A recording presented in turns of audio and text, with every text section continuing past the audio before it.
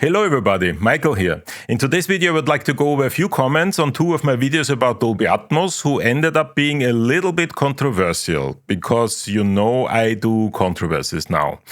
Now, my original plan for this video was to talk about the new version of Studio One and the many new immersive audio capabilities that come with Presonus' latest installment of their flagship digital audio workstation. But after having a closer look at the actual list of new features of Studio One, well, let's just say this would have been a very short video. So Dolby Atmos controversy it is. Let's get started.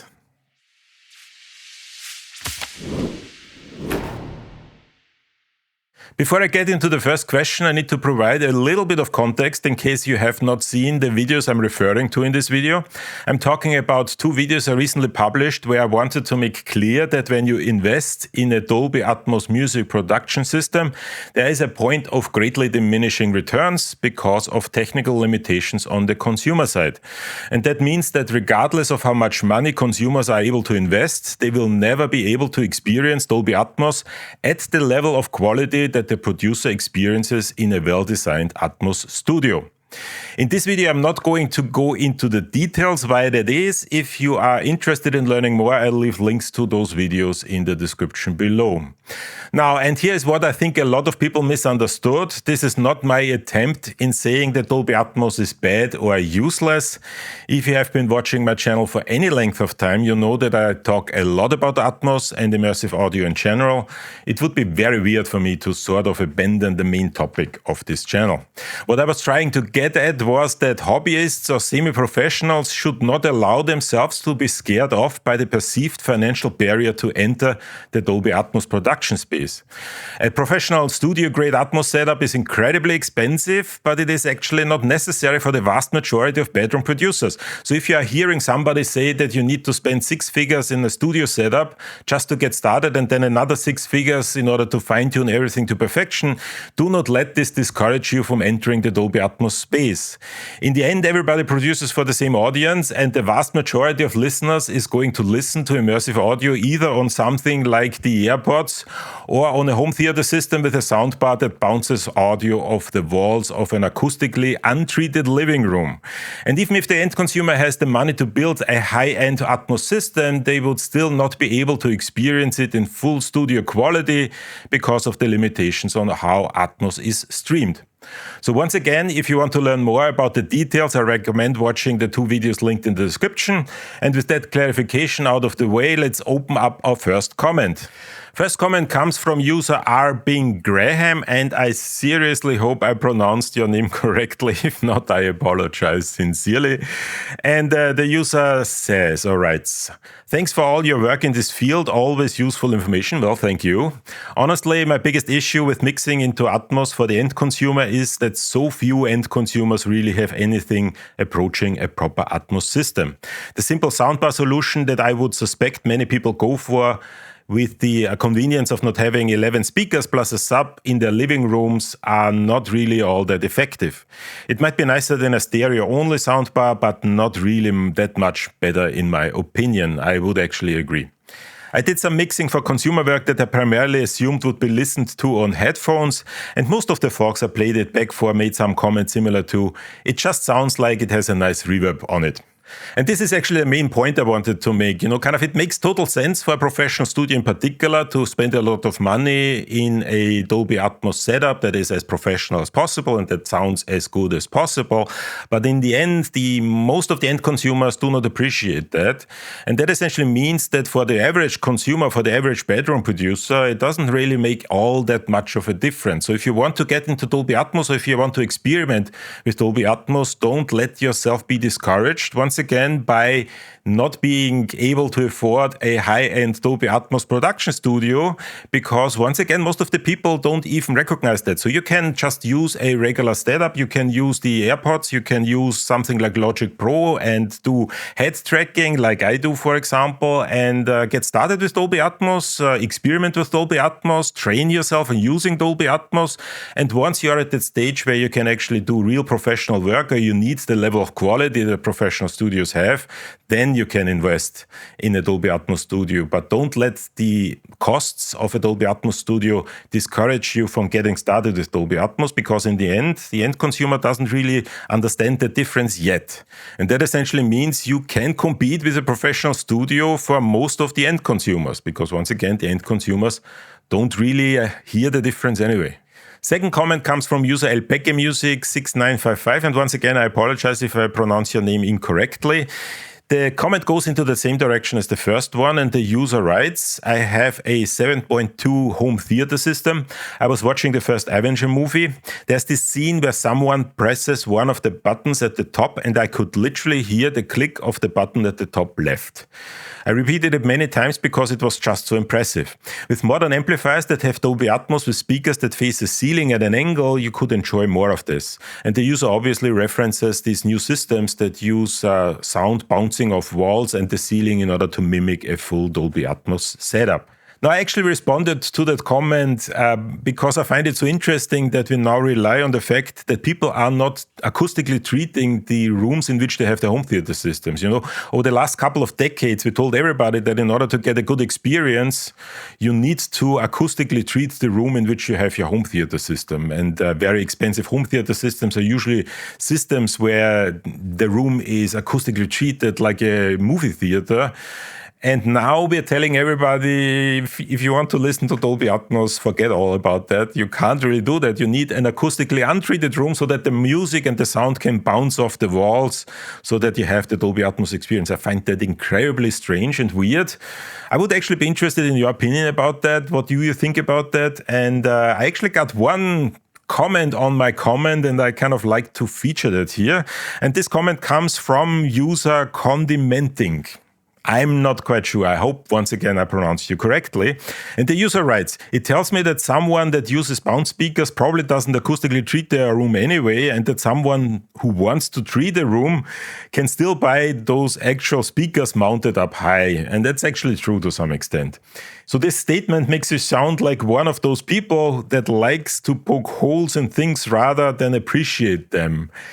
When Dan writes, Atmos sounds great in music. Does it sound like the studio? No, but that's okay. It still provides greater control over the music and increased sound quality.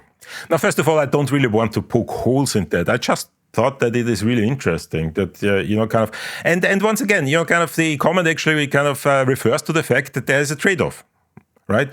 So there are certain people who cannot get the full Atmos experience because they are in an untreated room and use bound speakers. And there are other people who have a treated room and mount all the speakers, and they still can't get the full Atmos experience because of the streaming limitations that Dolby Atmos had. So I do appreciate your comment. I do agree with you to some extent. I don't want to sound like somebody who wants to poke holes. I do appreciate the fact that people can actually use relatively cheap soundbars to replicate the Atmos experience. But my point was not to discourage them to actually do that. My point was to make sure that everybody is aware of the fact that most people have limits in what they can experience in the Dolby Atmos studio, either because they're using bound speakers or because they are limited by the streaming that they essentially kind of get into their home theater. The next comment comes from user Owen Smith 7530, and the user actually points out something that a lot of people have pointed out, and that I should probably have made a little clearer in my videos because I didn't really talk about that all too much. The user writes, this completely ignores lossless Dolby True HD based Atmos on Blu-ray, which sounds much better than the Dolby Digital Plus with joint object coding. That was the technology that I was referencing. And there is no reason why we could not stream True HD based Atmos. It does not have to be limited to Blu-ray.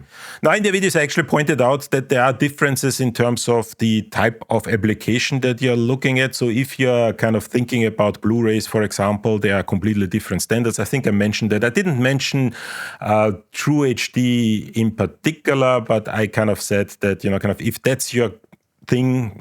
Then there are other technologies that are better than the Dolby Digital Plus with joint object coding that you normally see with Dolby Atmos music. But the fact remains that it still has the same issues. And a lot of people don't realize that the fact that True HD is lossless audio does not mean that it gives you the full Dolby Atmos experience, because you still need to reconstruct the objects. And you can do that much, much better than in DD Plus JOC. In that sense, I fully agree. But it is still limited because you're not getting everything that the producer produces in their studio. You're just getting a reconstruction of the objects. And that means that it doesn't really change my argument that there are diminishing returns in building a Dolby Atmos studio, because at a certain point, even True HD has its limitations. And if you go beyond that point in a Dolby Atmos studio, the end consumer is not going to have much benefit. You're still going to have a lot of benefit on your side, on the producer end, but the consumer is not going to benefit that much. Next comment comes from GT Little Junior 1608. And the user writes, I was under the impression that you should mix your Atmos project in the best possible case scenario, and the fold downs to every lesser platform would give the final consumer listener the best experience available in that particular platform. That was supposed to be the biggest selling point of Atmos. It knows what platform is being played on and automatically adjusts and compensates. So if you put something specifically in the left-right side speakers of your 9.1.4 rig, that should translate in a binaural print and give the headphone listener that specific local impression. Now, your impression is completely right. Dolby Atmos has one of the main advantages, that it scales down gracefully to whatever consumer end system people have. And that essentially means that if you have a high-end production studio where you can produce Dolby Atmos at a very high quality, that means that your setup is reasonably future-proof. My point was more that in the current state of how people are listening to Atmos, most people are not going to take advantage of that. So what you're really doing if you're investing a lot of money is really future-proofing your Dolby Atmos studio. And that might be important for professional producers who need to make sure that whatever they do kind of survives the test of time and can be heard like in 10 years. But the reality is that most bedroom producers don't have that pressure. They need to produce for the people that are listening today and that are listening now. And for those people, you don't really need that high quality. Something for lesser quality actually is perfectly fine. But once again, you're absolutely right. And if you are a professional studio that needs to produce things that are at a level that require this type of future-proofing, then by all means, do whatever you need in order to get your Dolby Atmos studio as good sounding as possible, even if the end consumer today cannot take advantage to that. But once again, if you are a bedroom producer who is scared of getting into Dolby Atmos because he or she doesn't want to make that investment, don't be. Just use your AirPods and something that can address those AirPods, like Logic Pro, for example, any of the plugins that can use the head tracking that the AirPods give you, and get started. Most of the people will be able to not identify any difference between what you're doing and what somebody in a professional Atmos studio is doing. The final comment comes from the Living Room Studios, who is essentially saying the same thing in a slightly more pointed way. Would have been so much fun if all mixing engineers in the 80s were mixing records for Walkmans and boom boxes. Now, this is obviously true, and I want to fully acknowledge that, whenever possible, try to get the best production system as possible. But I would argue that there's a difference in the barrier to entry in terms of financial resources that you need. I grew up in the 80s, and I understand that hi-fi systems were expensive in the 80s as well, but I think they were nowhere near the amount of money that you need in order to build a high-end Dolby Atmos production studio today. And I just wanted to make clear that people understand that you can get started with Dolby Atmos even if you don't have the financial means to build that level of production studio. That's really all I wanted to say, because once again, most of the audience that you're going to produce for can't hear the difference anyway. And that's everything I wanted to say today. If you've enjoyed this video, don't forget to hit that like and subscribe button. And with that being said, I'll see you all in the next video.